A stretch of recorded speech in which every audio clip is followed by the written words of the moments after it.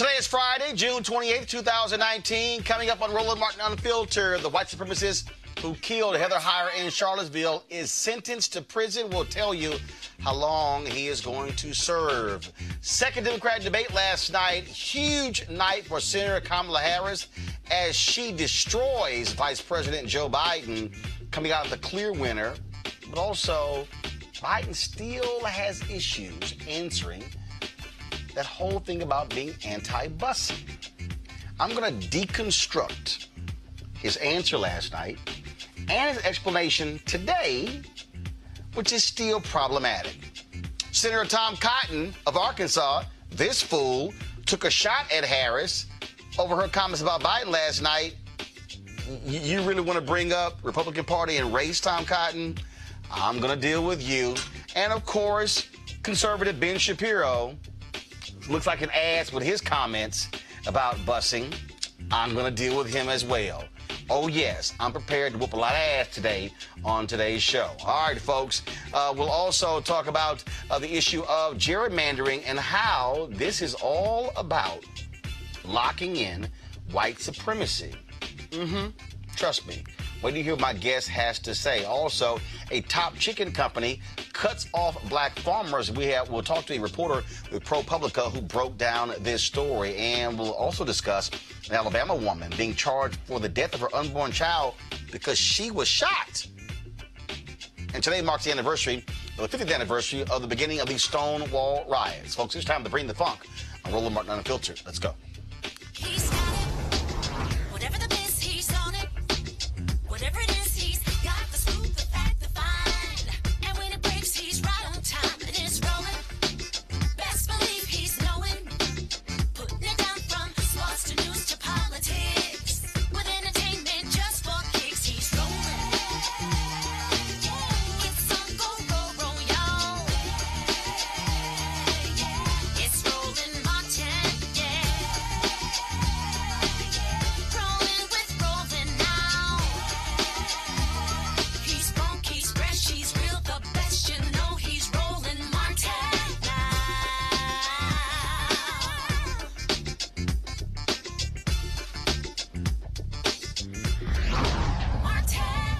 All right, folks, James Alex Fields Jr., an avowed white supremacist, was sentenced today to life in prison without a possibility of parole for the death of Heather Heyer. You might remember it was Fields who drove his car into a crowd of counter-protesters during a white nationalist rally 2 years ago in Charlottesville, Virginia.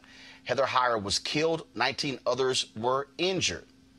But, of course, today he talked about how sorry he was. Now, earlier, his attorneys asked for leniency, saying he was only in his 20s and had so much to live for. Well, Heather Heyer is dead, and that racist is now going to spend the rest of his life in prison, as well as he should. All right, folks, last night was part two of the 2020 Democrat presidential debate, and last night was 10 candidates. The previous night it was 10 candidates, and oh my goodness, it was lots of drama last night. And we'll start first off with this here. Mayor Pete Buttigieg was asked a question about his city's police problems, and of course, the recent shooting death of a black man. This is what he had to say. My community is in anguish right now because of an officer-involved shooting. A black man, Eric Logan, killed by a white officer. And I'm not allowed to take sides until the investigation comes back. The officer said he was attacked with a knife, but he didn't have his body camera on. It's a mess, and we're hurting. And I could walk you through all of the things that we have done as a community, all of the steps that we took from bias training to de-escalation, but it didn't save the life of Eric Logan. And when I look into his mother's eyes, I have to face the fact that nothing that I say will bring him back. This is an issue that is facing our community and so many communities around the country. And until we move policing out from the shadow of systemic racism, whatever this particular incident teaches us, we will be left with the bigger problem of the fact that there's a wall of mistrust put up one racist act at a time, not just from what's happened in the past, but from what's happening around the country in the present. It threatens the well-being of every community. And I am determined to bring about a day when a white person driving a vehicle and a black person driving a vehicle, when they see a police officer approaching, feels the exact same thing, a feeling not of fear, but of safety. I'm determined to bring that day about. Thank you. It was a huge night for Senator Kamala Harris of California as she came out firing on all cylinders, and the person she had in her sight, former Vice President Joe Biden. I will release children from cages. I will get rid of the private detention centers, and I will ensure that this microphone that the President of the United States holds in her hand is used in a way that is about reflecting the values of our country and not about locking children up, separating them from their parents. Well, when elected President of the United States, I will give the United States Congress 100 days to pull their act together, bring all these good ideas together, and put a bill on my desk for signature. And if they do not, I will take executive action, and I will put in place the most comprehensive background check policy we've had. I will require the ATF to take the licenses of gun dealers who violate the law, and I will ban by executive order the importation of assault weapons. Because I'm going to tell you, as a prosecutor, I have seen more autopsy photographs than I care to tell you. I have hugged more mothers who are the mothers of homicide victims, and I have attended more police officer funerals. It is enough. It is enough. Part of the issue that is at play in America today, and we've all been traveling around the country, I certainly have, I'm meeting people who are working 2 and 3 jobs. You know, this president walks around talking about and flouting his great economy, right? My great economy, my great economy. You ask him, well, how are you measuring this greatness of this economy of yours? And he talks about the stock market. Well, that's fine if you own stocks. So many families in America do not. You ask them, how are you measuring the greatness of this economy of yours? And they point to the jobless numbers and the unemployment numbers. Well, yeah, people in America are working. They're working 2 and 3 jobs. So when we talk about jobs, let's be really clear. In our America, no one should have to work more than 1 job to have a roof over their head and food on the table. Senator Harris, I'm so sorry. We will let all of you speak. Senator Harris. Senator Harris. Please, we will let you all speak. Senator Harris. You can't afford to wait for evolution on these issues. Hey, guys, you know what? America does not want to witness a food fight. They want to know how we're going to put food on their table. Yes?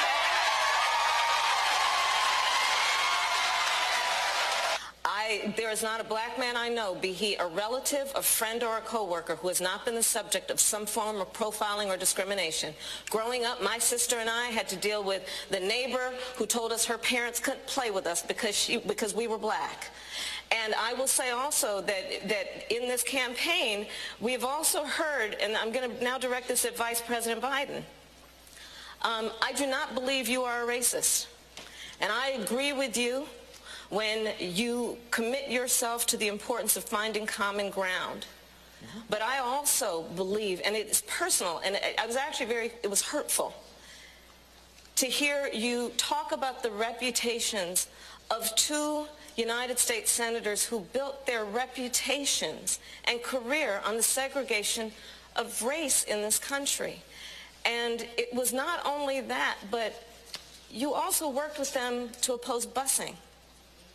And, you know, there was a little girl in California who was part of the 2nd class to integrate her public schools. And she was bused to school every day. And that little girl was me. Vice President Biden, do you agree today that you were wrong to oppose busing in America then? No. Do you agree? I did not oppose busing in America. What I opposed is busing ordered by the Department of Education. That's what I opposed. Well, there was a failure of states to integrate public schools in America. I was part of the 2nd class to integrate Berkeley, California public schools almost 2 decades after Brown v. Board of Education. Because your city council made that decision. It was a local decision. So that's where the federal government must step in. That's why we have the Voting Rights Act and the Civil Rights Act. That's why we need to pass the Equality Act. That's why we need to pass the ERA, because there are moments in history where states fail to preserve the civil rights of all people. That was a moment there where Vice President Joe Biden just got himself destroyed. Today, he spoke at Reverend Jackson's Rainbow Push Conference in Chicago, and he addressed last night. Well, look, Before I start, I'd like to say something about the debate we had last night. And I heard and I listened to and I respect Senator Harris. But, you know, we all know that 30 seconds to 60 seconds on a campaign debate exchange can't do justice to a lifetime committed to civil rights. I want to be absolutely clear about my record and position on racial justice, including busing. I never, ever opposed voluntary busing. And as a program that Senator Harris participated in, and it made a difference in her life. I did support federal action to address root causes of segregation in our schools and our communities, including taking on the banks and redlining and trying to change the way in which neighborhoods were segregated. I've always been in favor of using federal authority to overcome state-initiated segregation. Look, what presidents say matters. It matters. And by the way, when we stay silent, our silence is complicity. That's what I learned from my dad. Your silence is complicity. You know, I promise you, if I get elected president, I will be a president who stands against racism, the forces of inclusion and intolerance everywhere in our society, in our institutions, in our voting booths, and in our hearts. It matters what we say. All right, folks, allow me to deconstruct what Biden's problem is, okay? You heard him speak at the debate. He tried to push back against Senator Kamala Harris.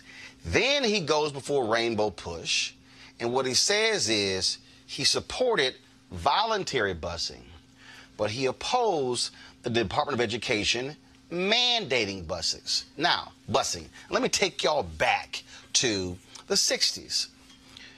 You look at the Black Freedom Movement starting August 28th, really August 28th, 1955, with the lynching of Emmett Till. The Montgomery bus boycott starts December 1st, 1955, okay, in Montgomery, Alabama. Then all of a sudden you go through the end of the 50s and now you go into the 60s. That was the first one of the 57 Civil Rights Act, which was the first Civil Rights Act in America since Reconstruction, since 1875, okay? So all of a sudden, you then go through 1960, and then you get to 64, a 64 Civil Rights Act, a 65 Voting Rights Act, and a 68 Fair Housing Act. Now, Reverend Dr. Martin Luther King Jr., NAACP, Urban League, and all of those civil rights organizations, they actually wanted a massive civil rights bill when Kennedy became president. They then said, Kennedy was like, no, can't do it. He gets assassinated November 22nd, 1963. LBJ then says, I cannot pass all of that at one time. So he essentially broke up the massive civil rights bill into three distinct bills. The first one was in 64, which dealt with public accommodations. 65 dealt with voting. Then you get the Fair Housing Act. Now here's the point that you have to understand how busing is tied to it. White Northerners, okay, had no issue with the Civil Rights Act and the Voting Rights Act, okay? Because what you were dealing with here is Southern Dixiecrats, racists in the South, and conservative Republicans who did not want to support civil rights. You did have Democrats and Republicans who voted for all of these bills. So after 65, what was the problem with housing? Now, y'all did hear me say that the Civil Rights Act was in 64. The Voting Rights Act was in 65. The Fair Housing Act didn't come for another 3 years. Why did it take 3 years? Because here's why. Because Northern Democrats and Northern Republicans, their constituents didn't want black folks living next to them. They opposed those measures. In fact, you had Senator Edward Brooke, the first African-American elected to the United States Senate since Reconstruction from Massachusetts, a Republican, who was fighting the filibuster and the blockade in the United States Senate of a fair housing bill. What happened? In early 1968, they were able to finally break the logjam, and the Senate passed the Fair Housing Act. What then happened? The House said, not doing a damn thing. Not going to do it. We don't care. King gets assassinated on April 4th, 1968. On April 5th, 1968, LBJ sends a letter to Congress saying to the House, We should pass this law. Dr. King gave his life for this law, and this is how we should honor his life. 9 days later, the Fair Housing Act of 1968 was passed and signed into law. Now, why does all of this matter dealing with Joe Biden? Because busing was the next wave in the early 70s. Those same white people in the North who did not want black folks living next to them, they also didn't want their kids going to integrated schools. Now, let me use conservative Ben Shapiro to further highlight what I'm talking about. He released a video trying to explain this whole deal, and he completely missed the racist whites and what their view was in the early 70s. Press play. There's a big difference between forced busing and desegregation. Okay, the forcible integration and desegregation are not the same thing. Forced busing was a government-sponsored policy in non-Jim Crow states, by the way, in Boston, right, in Los Angeles, in which the government was forcing children, 12-year-olds, to get on buses and go to schools at places they didn't know, far from their homes, both black kids and white kids, in an attempt to establish some sort of statistical racial integration. It led... Now, why does it matter what he's saying? He's saying the government did forced busing. Folks, you do know the government did the exact same thing with public accommodations. It was use of force by the government when Eisenhower sent National Guards to protect the Little Rock Nine to escort them into school. The government used the force, the full force of the federal government to ensure that black kids could walk into a school. The exact same thing happened in Alabama, where Governor George Wallace stood in the schoolhouse door, would not let 2 black students at the University of Alabama attend classes. The exact same thing. The difference here is that what Ben does not want to admit is that forced busing was the next wave. Why? Because you had white folks who said, we're going to flee these places, go out to these suburban areas, open our own build our own communities, open our own schools to get away from all them black people as a result of Brown versus Board of Education and Brown 2. Play the rest of what Shapiro had to say. The very predictable consequence of parents pulling their kids out of those schools in general, moving them to private schools or charter schools, devastating tax bases in precisely the cities that needed the tax base to stay the most. It led people to... Okay, what Ben is saying is white folks did not want their kids going to school with black students. Now, he said, oh my God, they left, enrolled them in private school. We call that white flight. So they didn't say, well, no, we can't have that. Why did they enroll them in private schools? Private schools were not governed by the government. Public schools were. What does this have? Okay, you know what? Press play, and I'll fully explain how Joe Biden is mixed in all of this. Hey, to move from those areas further and further into suburbia, leading to even more de facto, not de jure means by law, de facto segregation. Forced busing was an enormous policy failure. It was started with the best of intentions. The government didn't have that authority, and not only didn't the government have that authority, the government was reaching into the private lives of its citizens and forcing them to do something. Okay, this is a big problem. Forced busing was bad policy, and opposing forced busing did not make you a racist. In many cases, opposing forced busing was about ensuring that people continued to live together in the same community and that schools were organized by community, as opposed to forcing people to get up in the morning, take a 45-minute drive via bus to some other school they didn't know in a community they didn't know. As I say, black schools, many of them were forcibly shut down by the state because they had to redistribute the black students in such a way as to meet the legal requirements set by the Supreme Court in Milliken, as a case from the 1980s. All of this was bad policy. Okay, first of all, how could busing be based upon a Supreme Court decision in the 80s when we're discussing busing that took place in the 70s? Might want to get your decades straight, Ben. See, y'all, here's what Ben does not want to tell you. White folks did not want black people going to their schools. He also talked about these things were happening in non-Jim Crow states. You know what that means? Because white people in the North, they said, oh, that segregation thing, that's a Southern thing. We're great white people. But they were in denial. Why do you think the white folks in Boston so fiercely opposed busing? They despised Senator Ted Kennedy. First of all, why was there even a need for busing? Do you know why? Because Brown versus Board of Education took place in 1954. They said all deliberate speed, and here we were some 16, 17 years later, and we still had inequities. Why? He said, well, folks wanted to go into the areas where they grew up and where the communities are. People look like them. Do you know what that meant? White people with means said, we're going to hold our resources,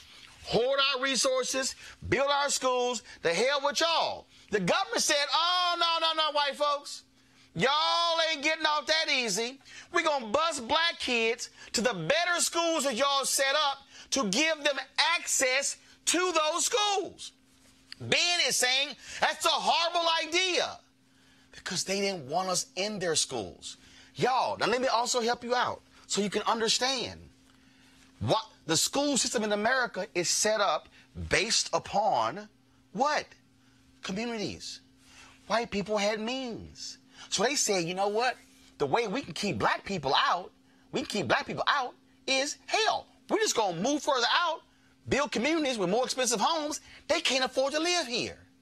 That system is still set up today because they ran away from black people.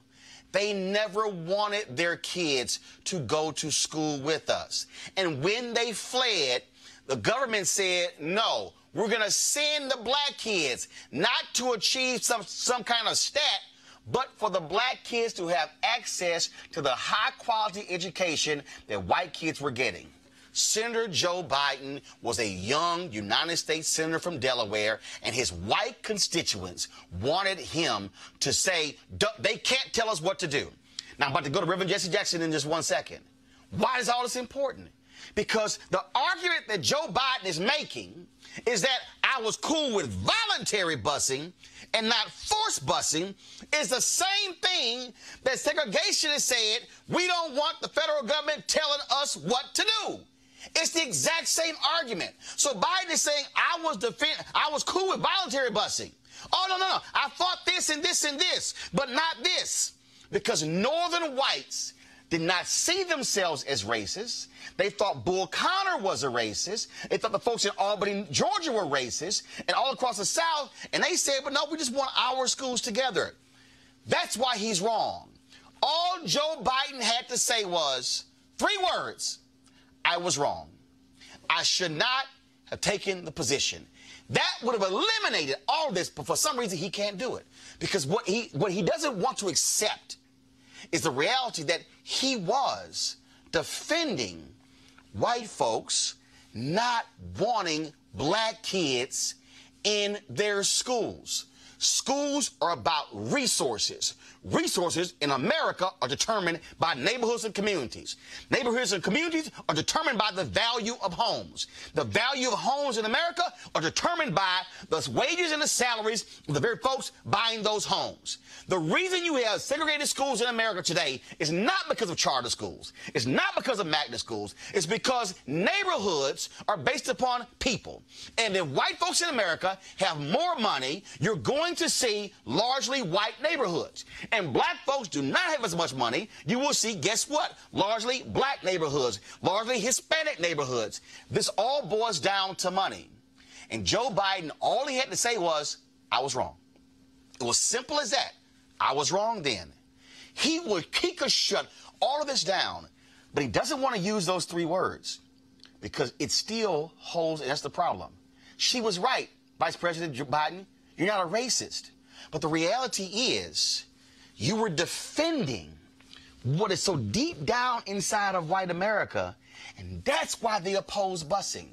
Busing has a direct link to Brown versus Board of Education. And that's why this thing is still so prevalent, and that's why he aligned with the segregationists in the South to get to be against busing because they both believe the same thing, and that is we don't want the federal government telling us what to do. And Black America, the only way we have been able to get rights in this country is by the federal government telling folks what to do, which is why yesterday's Supreme Court decision on dealing with gerrymandering is so important, because it is not political gerrymandering, it is race-based gerrymandering that impacts political. Reverend Jesse Jackson Sr., I know you were on the phone. Let me go to you right now. Reverend Jackson, are you there? How are you doing today, my brother? Reverend, I was just laying out. Hello? Yes, Reverend, you there? You got me? Reverend, I am here. Reverend, I was just laying out, all Joe Biden had to say was, I was wrong. His position on busing was really defending those white folks in the North who did not want black kids going to their high-quality schools. That is the real issue here, and he just won't do it. Can I bring it another way? Go ahead.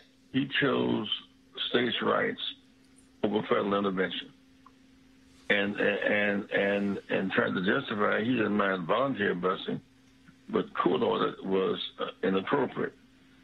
The fact of the matter is, states' rights, we had to intervene. The 54 decision was an intervention against states' rights. The Montgomery bus stop was an intervention against states' rights.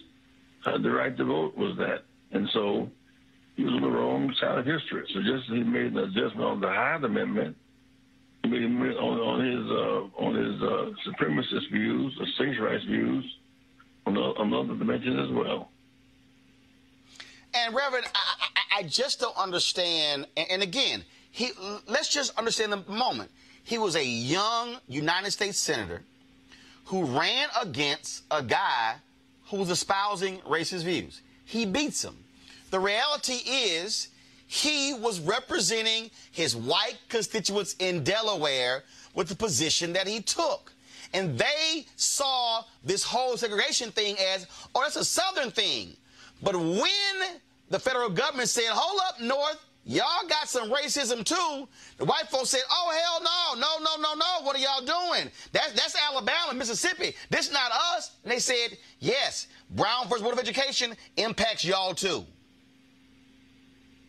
Well, Roland, let me put it this way. You know, after 246 years in slavery, the Lincoln versus Jefferson Davis.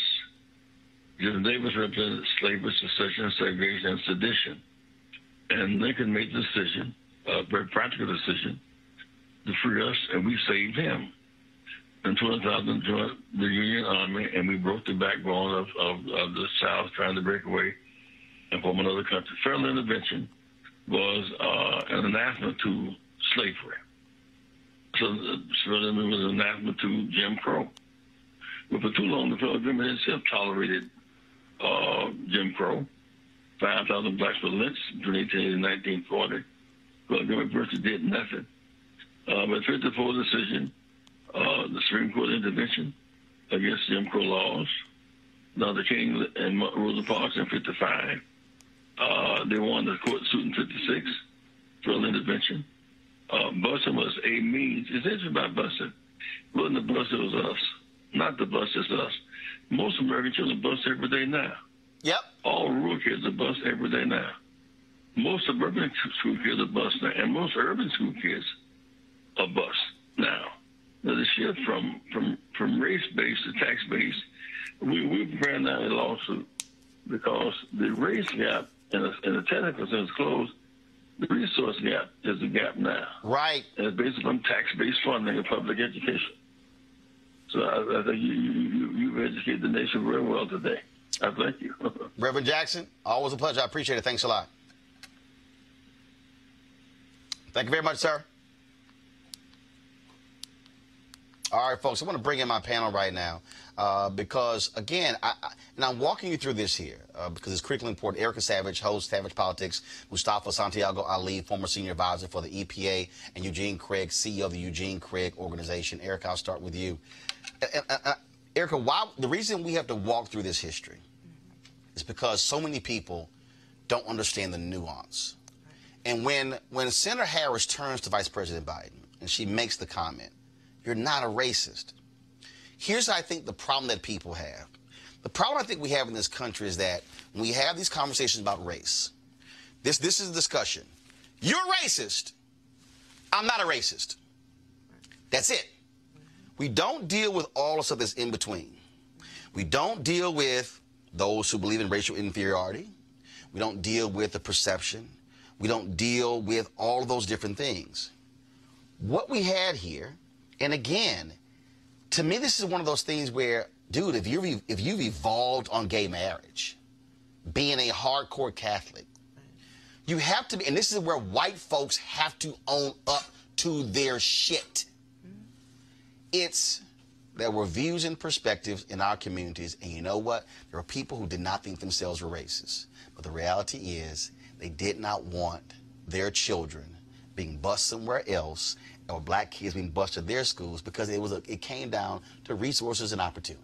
Right, absolutely. And I'm glad that you laid the foundation, Roland, which is so important because as we enter into a general election cycle in 2020, voters are going to have to know more than a 2019 person. They're going to have to review and research. And Joe Biden has a 40-year record. It's not enough that he served as the vice president of the first African-American president in history. It's really about what this presidency is going to mean for black folk, particularly since black women voters are the key, are the ticket to who's going to be elected as the Democratic nominee. And when you talked about states' right and you invoked Albany, Georgia. So if you don't know, I am from Albany, Georgia. I'm a proud person who is from Albany, Georgia. And I'm so glad that you brought that up because, as you said, it is folks who live in the North, and I've had this conversation with many of my friends who are from the North who always like to invoke and espouse, and we see that with the revolution of Twitter and all these other social media platforms to kind of shout down at, well, as you said, I'm not a racist, you know, that person is a racist, and then the conversation ends there. Secondly, you're talking about the whole busing piece. We go back to where, you know, everybody's being bused to, that is the schoolhouse. And so in those traditional settings, this type of information is not brought forth, which is why it is incumbent and it is so important for people to really review, look back, find out how all these things connect so that that person becomes a more informed voter and then has a better understanding why they're seeing gentrification happening on steroids, right, who opportunity zones are for. Those things are very important as voters head to the ballot. I want y'all to re-rack Biden speaking to the Rainbow Push. I want y'all to let me know when that is ready. And so play it. I'm going to go to Mustafa. But I need y'all to listen to what he says. I need y'all to understand, listen to what he says, and I'm going to connect this thing to 2019. Press play. But look, before I start, I'd like to say something about the debate we had last night. And I heard and I listened to and I respect Senator Harris. But, you know, we all know that 30 seconds to 60 seconds on a campaign debate exchange can't do justice to a lifetime committed to civil rights. I want to be absolutely clear about my record and position on racial justice, including busing. I never, ever opposed voluntary busing. And as a program that Senator Harris participated in, and it made a difference in her life. I did support federal action to address root causes of segregation in our schools and our communities, including taking on the banks and redlining and trying to change the way in which neighborhoods were segregated. I've always been... Stop. Mustafa, this is why is that important? Because you can't say I took on the root cause of these problems, yet I fought a solution to the problem.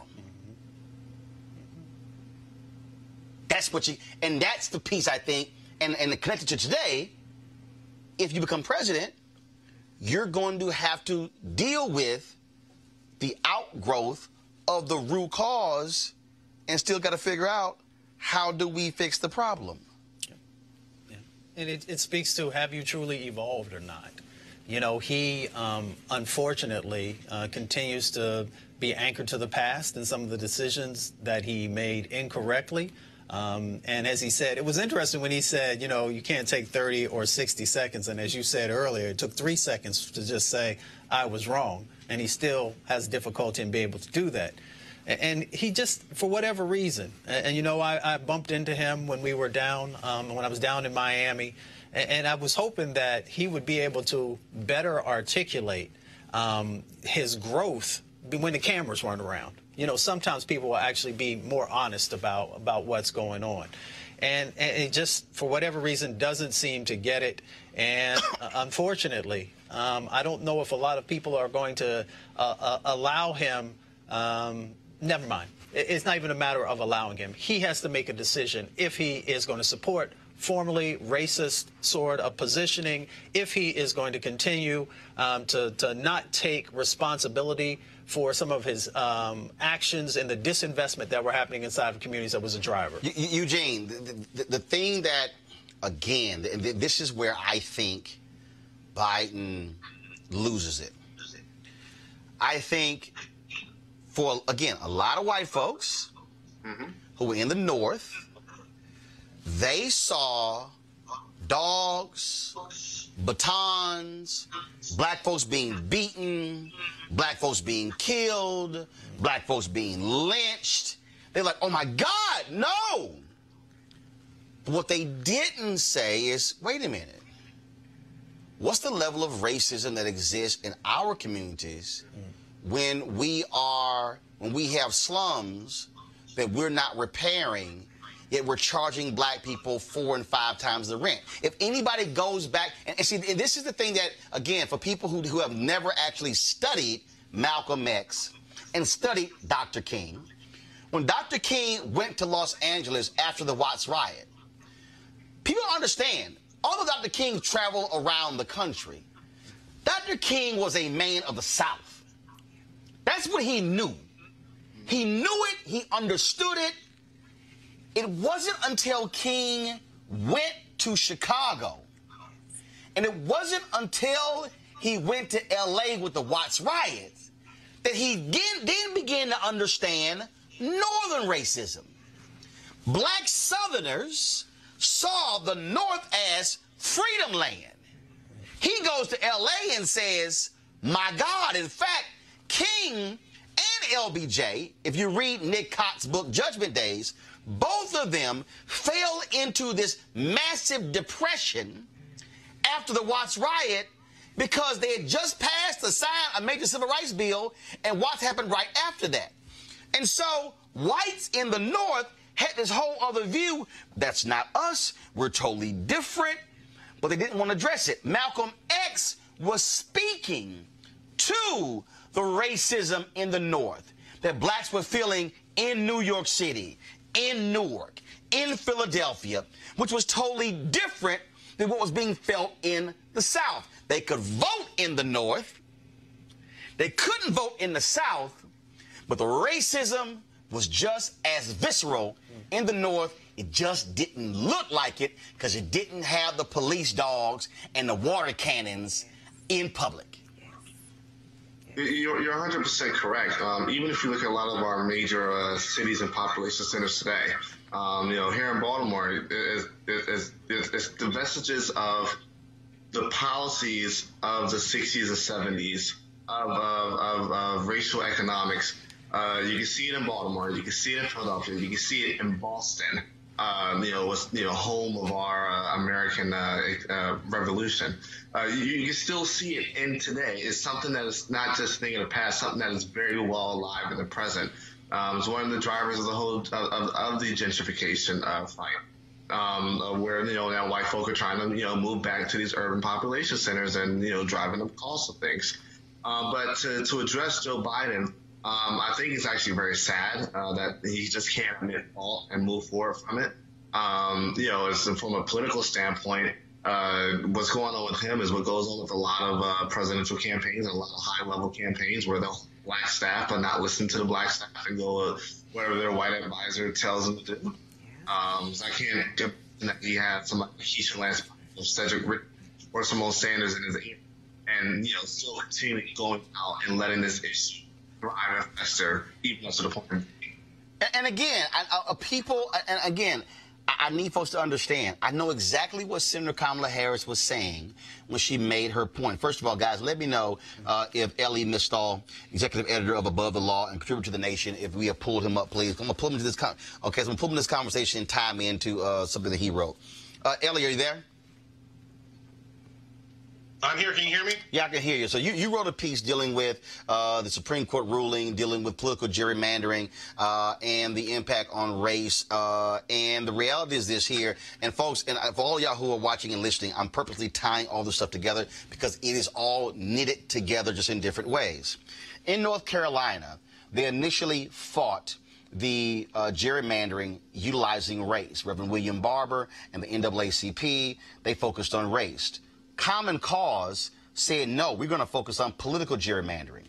Folks, they won by focusing on racial gerrymandering. The liberal white folks decided, well, no, let's go for political. So what now happens? The political case goes to the Supreme Court, gets kicked back 5-4 because they didn't listen to black people.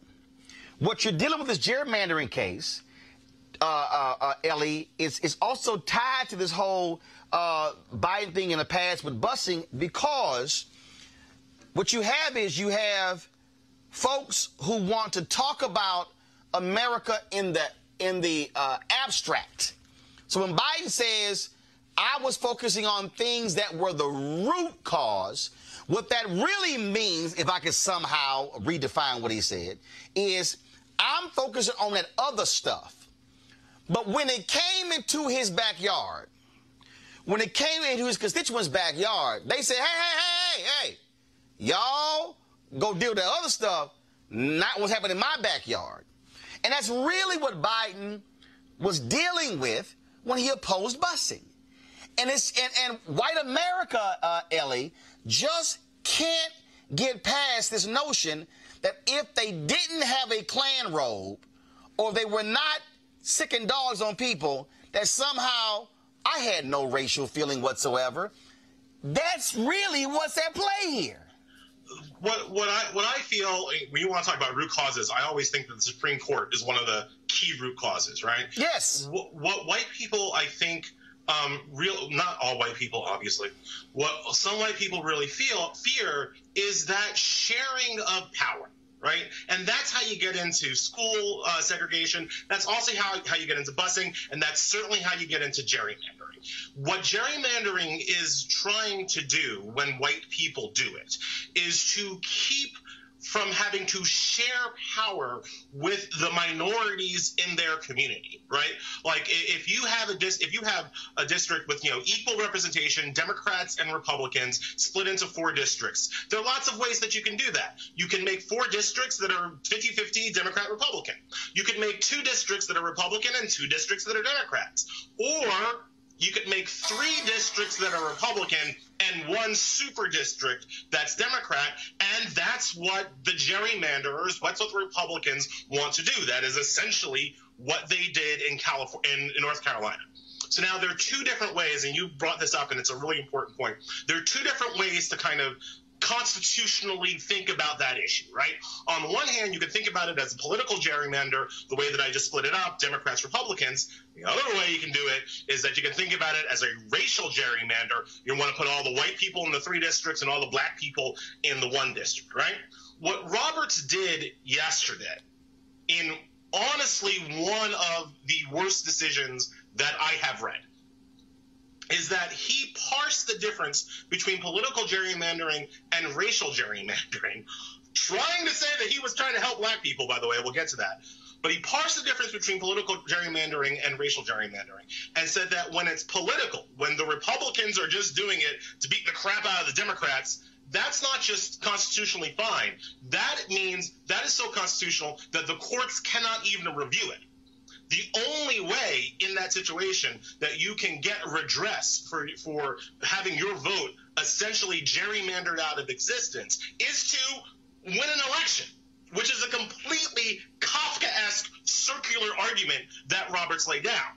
But when it comes to the racial gerrymander, oh, no. Then the courts can allegedly still strike down a gerrymander that's just about race, because that would violate equal protection. And that seems like a victory for black people, but it ain't. Because what Roberts wants to do with that, and what especially your boy Clarence Thomas wants to do with that, is that he wants to say that gerrymanders that have been done so that black people can have pick their own representative, right? So that Harlem can have a representative for Harlem and not a representative for the Upper West Side of New York, which might not turn out to be a person of color. So they want to, Clarence Thomas and John Roberts want to be able to strike down that gerrymander and say that you can't break up your districts so that you can make sure that you have a black representative, a Latino representative, and a Jewish representative, and a LGBT representative.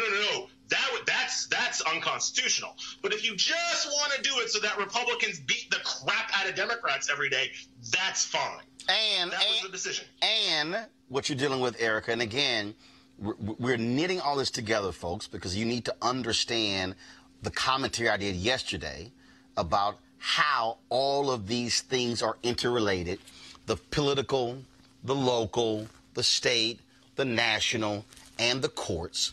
If you go back to, I believe it was 1883, when the Supreme Court invalidated the 1875 Civil Rights Act, and they literally wrote, the Supreme Court, to Ellie's point about how they really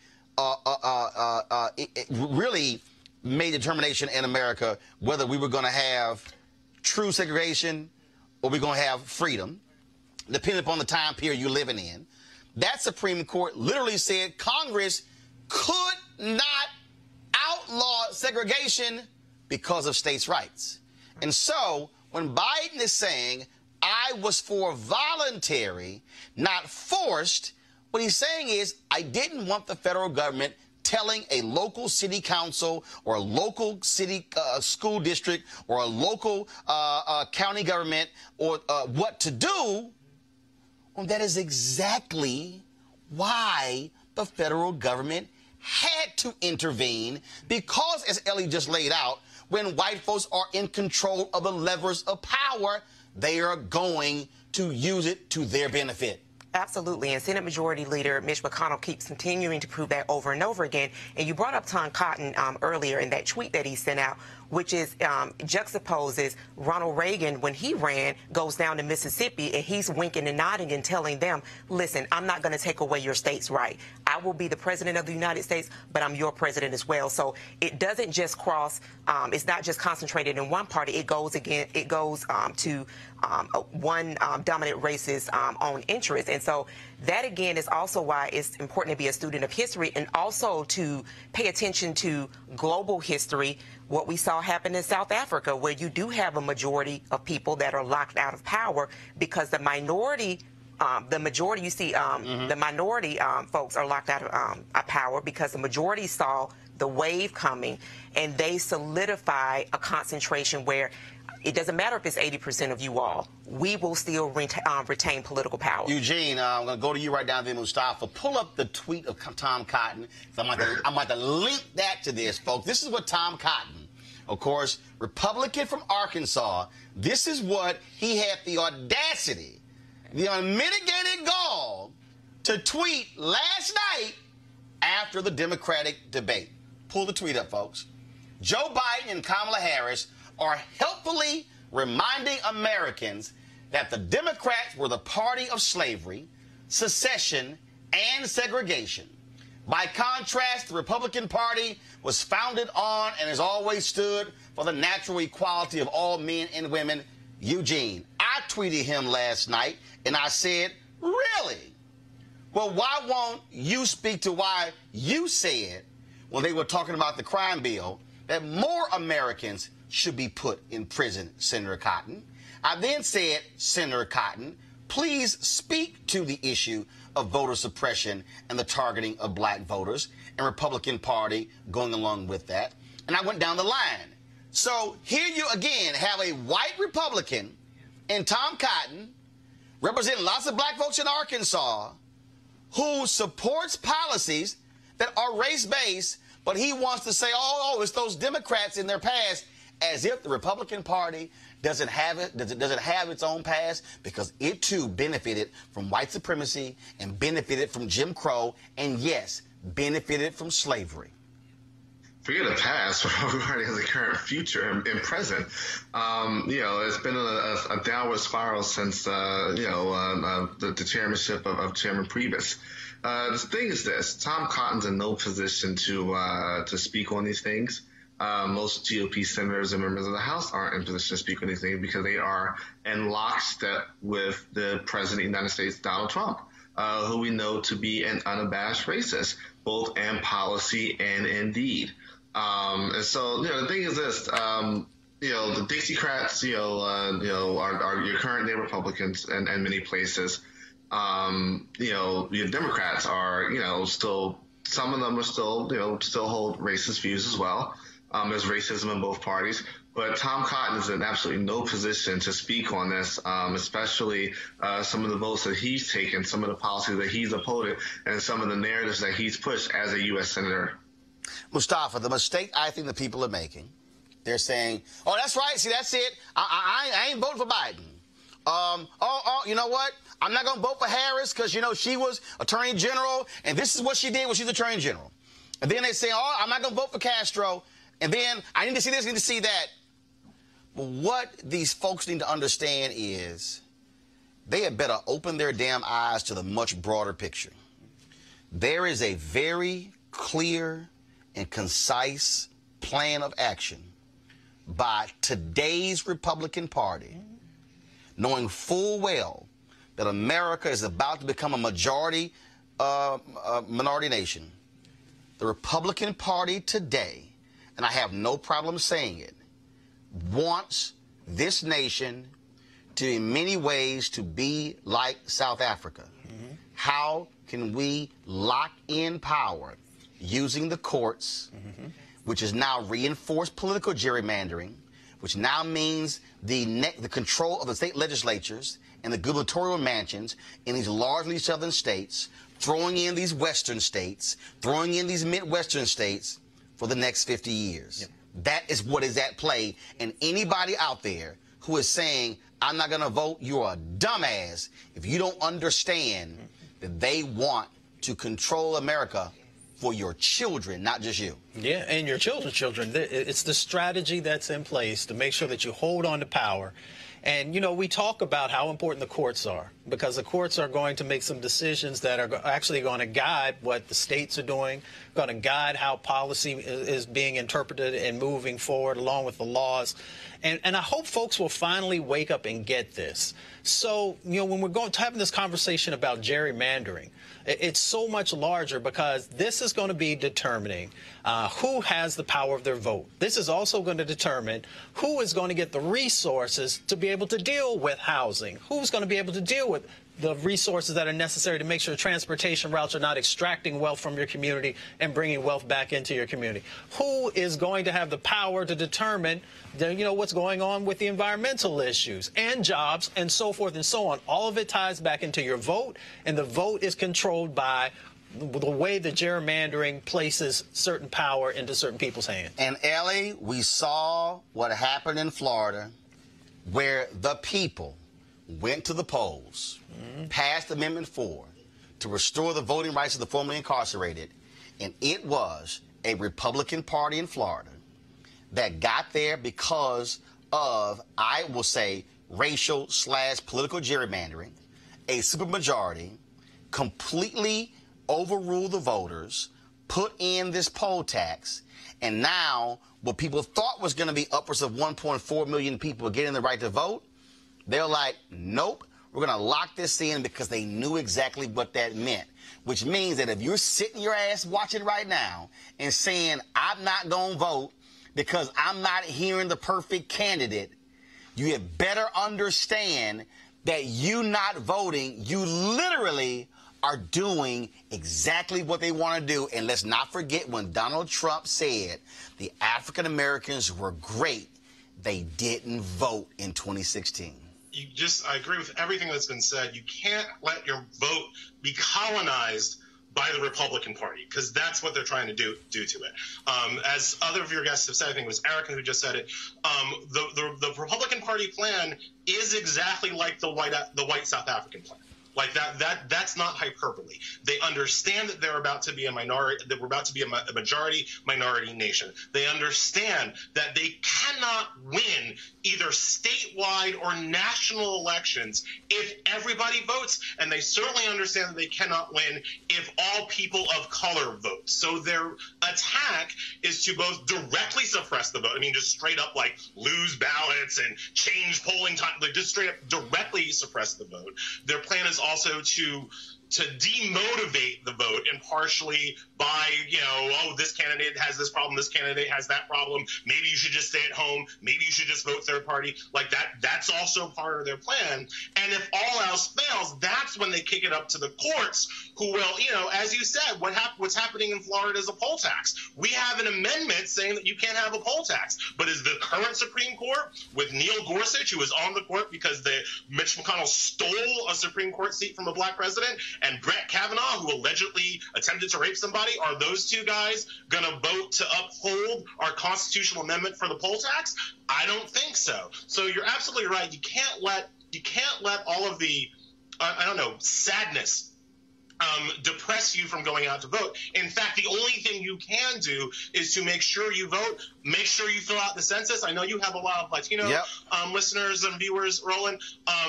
This whole census thing has been one giant attempt to discourage Latino people from filling out the census form. And filling out the census form is one of the most critical things that you can do, because it determines which states have representation and which communities have representations. We have to get the message out that people must fill out the census.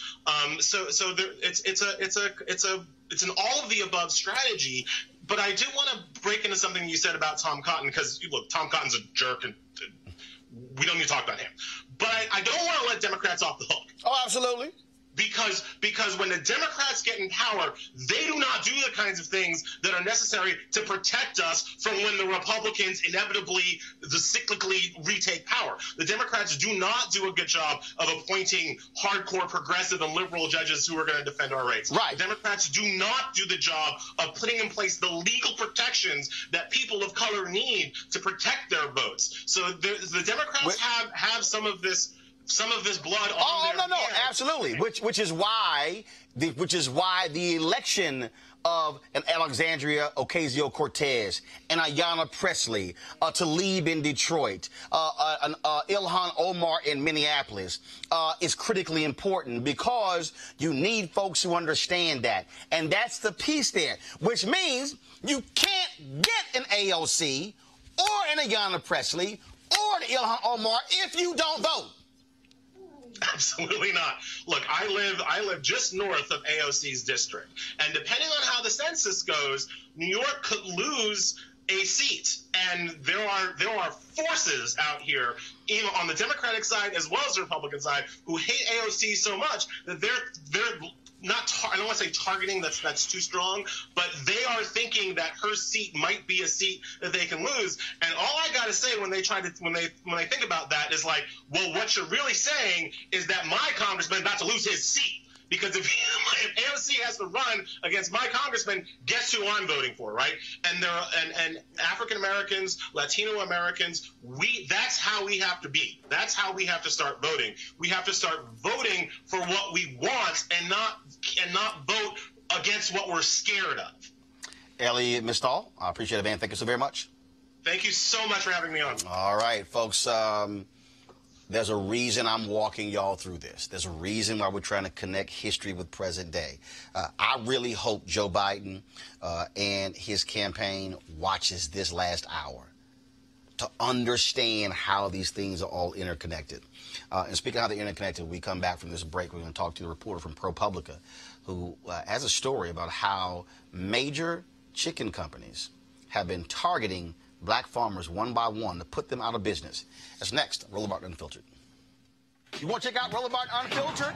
YouTube.com/Roland S. Martin. And subscribe to our YouTube channel. There's only one daily digital show out here that keeps it black and keep it real. It's Roland Martin Unfiltered. See that name right there? Roland Martin Unfiltered. Like, share, and subscribe to our YouTube channel. That's youtube.com/Roland S. Martin. And don't forget to turn on your notifications so when we go live, you'll know it. Hey, folks, marijuanastock.org has another great investment opportunity. If you were lucky enough to invest in their last crowdfunding campaign, you know they raised a ton of money in just a few months investing in legal marijuana farms. Those initial investors now own shares of a publicly traded company.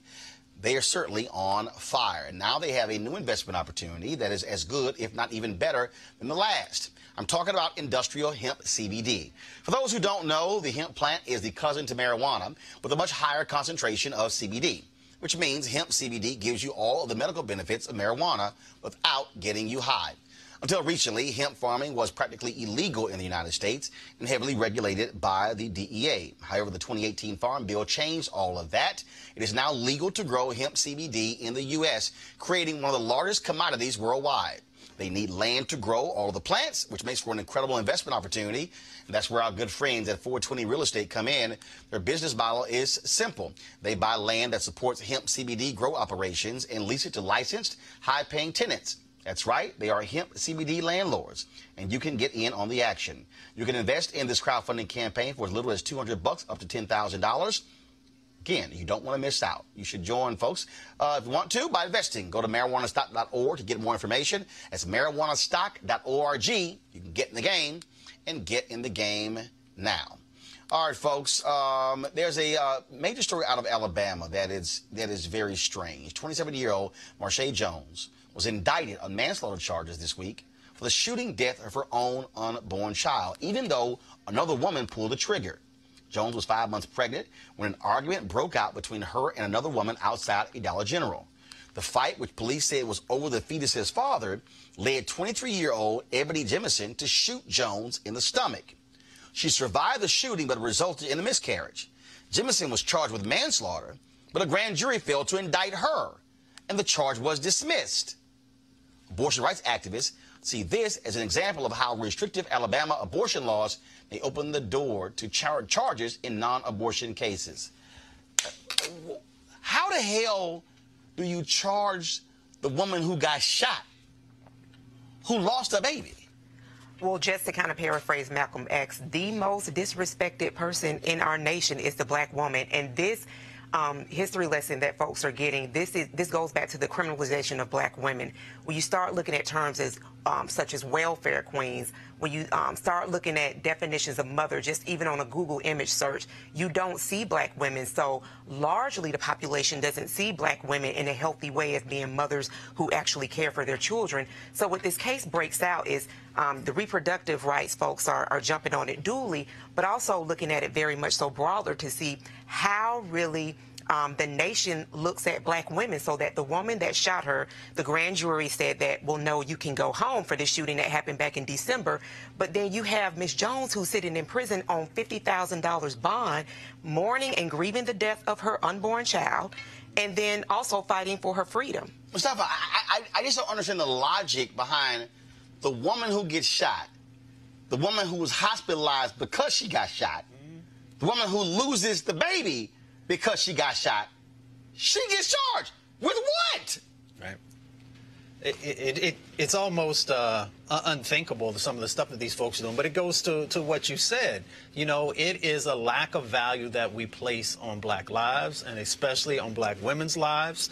But it also talks about these archaic laws. Even if they're created recently, they actually seem to go backwards in time with how they focus on communities of color and how we are so easily incarcerated. But this goes to the greater narrative that we're having here today about our vote, about the people who get put into positions of power, about the judges who are making decisions around the sentencing that's in this space. And it goes back to us reclaiming our power. Absolutely. And to add to what Mufasa said as well, the fetal homicide law, which is what was applied to Ms. Jones, but that is also in 38 states. So it also ties into what you were saying, Roland, and not for people to look at the South.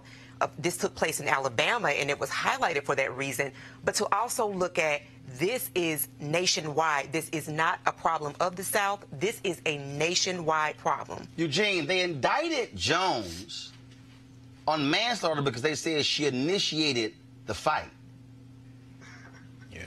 Yeah, you know, if I punch you and you shoot me, you know, I don't get charged with murder. You're supposed to get charged with murder. But this is what we see, and I think it would be a mischaracterization to call Alabama backwards. I don't think there's an actual proper characterization of what we're looking at here.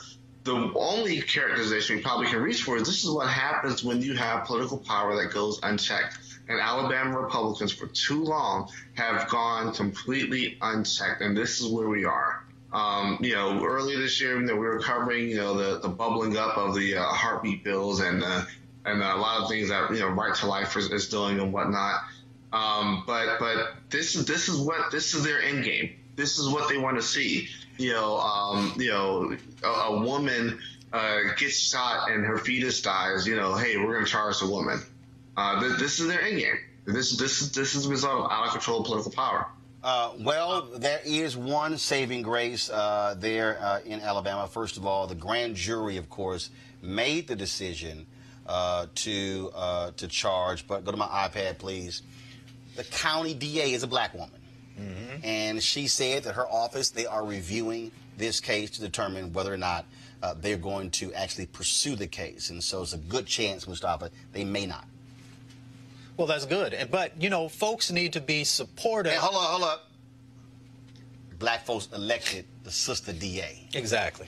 Again, going back to why you got to vote. Exactly. And we should be supportive. People should write in. People should make phone calls. People should do everything to make sure that she has the voice of the community behind her, the voice of the county, and to make sure that, you know, we just got to speak out. But we also got to utilize our power. And again, this is another reason why we vote. Absolutely. All right, folks. Now it's time for our weekly segment on the American worker.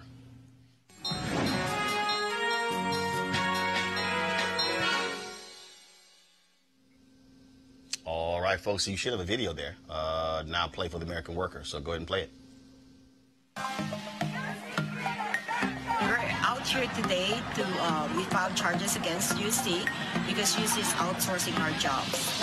We've had orthotechs that have gotten letters for 36 months that saying they're not going to get a lateral transfer, their jobs are going to be gone. And if they want a job, they have to go through a third-party company. And that is not okay. We need to be respected on our jobs so that way we can give the patient care we need to give for our patients.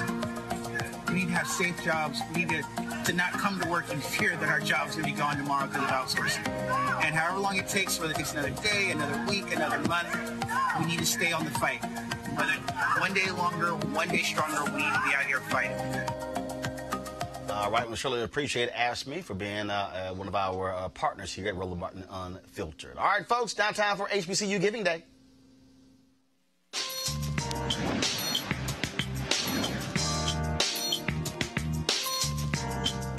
Today's university is Wilberforce University, founded in 1856, located in Wilberforce, Ohio. Notable graduates include Dorothy Vaughan, Leontine Price, Reverend former Congressman Floyd Flake, Bayard Rustin, and many more. If you want to support Wilberforce, go to wilberforce.edu. That's wilberforce.edu. I've had an opportunity to speak on their campus and also address their alumni. And so, I spoke to the Alphas had an event there, and I spoke on their campus years ago, and then, of course, also spoke to their alumni at their annual conference in Philadelphia. And so, again, support wilberforce.edu. All right, folks, today is also the 50th anniversary of the Stonewall riots, which took place in the Greenwich Village neighborhood of Manhattan. The series of spontaneous, violent demonstrations, also referred to as the Stonewall Uprising or Rebellion, started at the Stonewall Inn because of an early morning police raid. The uprising lasted for 3 days. Those riots are considered to be the most important event leading to the gay liberation movement and the modern fight for LGBTQ rights in the United States. And it was an African-American who also was, of course, one of the leaders of that. Erica shaking her head. Right. Absolutely. History and context is so important. That is how we're able to value who we are, take control of the things that we actually did put into place, the infrastructures that we put into place, and really to do as both of you have said, exercise our power to vote. because that is where our power lies. Mustafa? I mean, this is just another example of how we have to ensure that justice is there for everyone. Yep. And it also speaks to solidarity. Now, that solidarity has to be a full 360, if I can say it that way. So, you know, when we stand up for those who are facing injustices, we got to make sure that those folks are also standing up for the injustices that may be happening to us. And that's what true solidarity is about. That's how we force change to happen. And that's how we hold people accountable. And a co-founder of that, of course, Marsha Johnson, trans woman. Go to my iPad right there. Of course, one of the leaders of Stonewall. Eugene, your thoughts? Yeah, look, our struggle is a communal struggle. It's you know, we all deal with civil rights issues, and you know, we all move forward and we support each other. You know, the LGBT movement, you know, Hispanics, you know, Latino, Latinx current fight for civil rights. You know, they built their movements based off the successes that you know, the Black civil rights movement had. And so, you know, it's important to highlight, you know, diverse leaders and diverse movements. And look, we're all in this together. All right, folks. Again, do this here. That's the end of today's show, so we'll do this here. Final comments. You can make comment. Anything happened this week or whatever. Eugene, I'll start with you. Look, I made early bets on Kamala, and I'm glad them bets is paying off. And look, I'm all in for Harris 2020. Mustafa? Kamala Harris spit fire, and she held the stage, and she showed that she is ready to be president. Erica, any comment? Anything you want? Absolutely. I will say to everyone, we still have 17 months until the general election. To pay attention, do your research, watch this show, fund this show. As Roland has said, you got to fund your freedom, so we got to continue to do the work every day. My apologies to Isaac Arnsdorf, a reporter with ProPublica who led the investigation into the black farmers. We're going to try to get him on the show on Monday. I went so long with the opening segment there. So sorry about that, Isaac. We'll definitely have you on to talk about that story and push that out as well. Folks, my final comment is this, and that is history can be two things. It can be history or history. And it's incumbent upon us to understand how what took place then has an impact to today. What you also need to understand is that why this show matters. So I played for you that Ben Shapiro comment. Here is a white conservative who wants to redefine history. What you're seeing is folks like him, that is by design, because they realize that true American history has not been properly taught in our schools. So folks today, they hear something, they go, oh, it happened that way. That must be the reason. Oh, it sounds great. No. We have to have alternative forces, alternative voices that are speaking to exactly what's going on. The conversation that we had today about Joe Biden, I'm telling you right now, you're not going to hear that conversation on Morning Joe. You're not going to hear it on Fox and Friends. You're not going to hear it on CNN's New Day. You're not going to have that conversation. You're not going to hear it on the other shows on those networks. Why? Because they are not going to look at it in the same way. Because you don't have largely black executives at those places who are saying, no, this is the conversation that we need to have. I'm trying to walk us through these things because let's also be honest, it's a whole bunch of young black folks who are walking around clueless. And you know what? There's a bunch of older black folks who are walking around clueless as well. We have to understand that when we see things like last night's debate, and we hear things like what Joe Biden had to say and the pushback from Kamala Harris, we have to understand the nuance of what is behind those things, what led to those things. No one just takes a position for the hell of it. There's a reason they take a position. And if we're unwilling to unpack and then peel the onion back to understand exactly how that happened, then we're walking around absolutely clueless. And so I say to all of you that our goal is to have 20,000 of our followers, folks who follow me on social media, who watch this show, join our Bring the Funk fan club, because your support actually makes this show possible. It allows us to be able to have these conversations, allows for us to be able to live stream events. Look, there's only one black entity that live stream when black leaders got together to discuss the United States Census and its impact on us, led by Melanie Campbell and the Black Women's Roundtable. Roland Martin Unfiltered.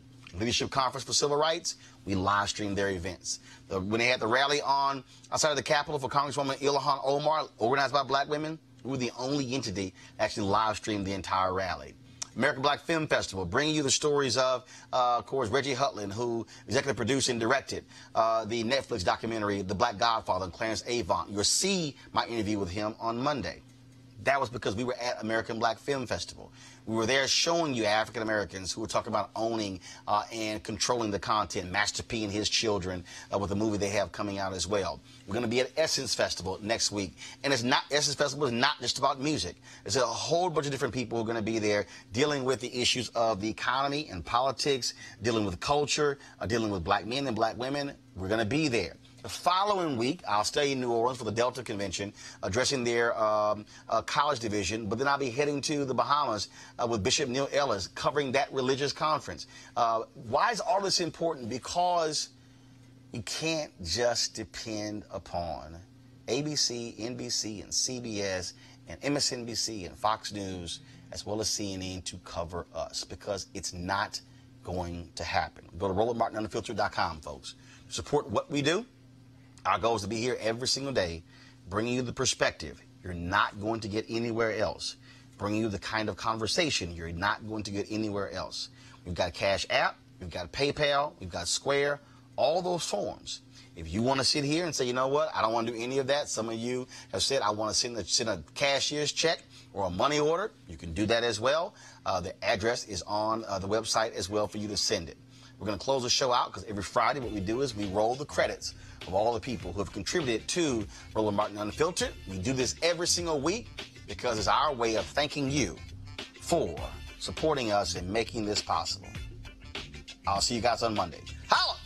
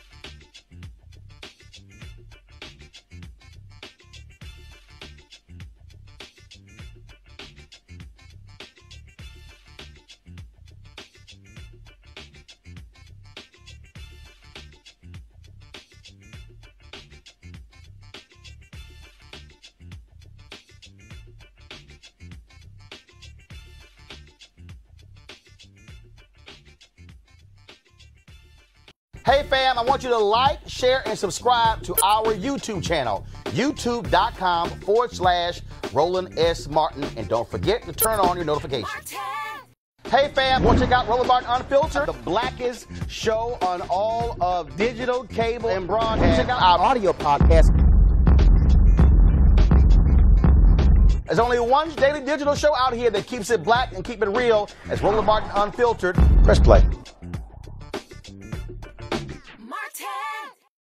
You want to support Roland Martin Unfiltered? Be sure to join our Bring the Funk fan club. Every dollar that you give to us supports our daily digital show. There's only one daily digital show out here that keeps it black and keep it real. It's Roland Martin Unfiltered. Support the Roland Martin Unfiltered daily digital show by going to RolandMartinUnfiltered.com. Our goal is to get 20,000 of our fans contributing $50 each for the whole year. You can make this possible. RolandMartinUnfiltered.com. Hey everybody, this is Sherry Shepherd. You're watching Roland Martin Unfiltered, and while he's doing Unfiltered, I'm practicing the wobble. Yes, I am. Because Roland Martin's the one, he will do it backwards, he will do it on the side. He messes everybody up when he gets into the wobble, because he doesn't know how to do it, so he does it backwards. And it messes me up every single time. So I'm working on it.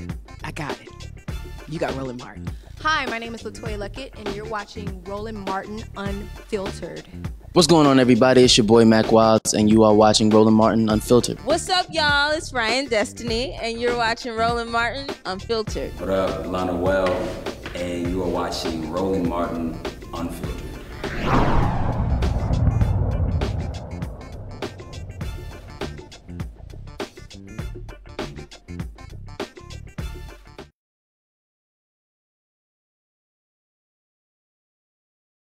You want to check out Roland Martin Unfiltered?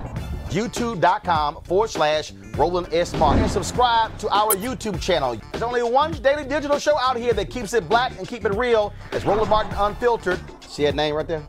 Roland Martin Unfiltered. Like, share, and subscribe to our YouTube channel. That's youtube.com/Roland S. Martin. And don't forget to turn on your notifications so when we go live, you'll know it.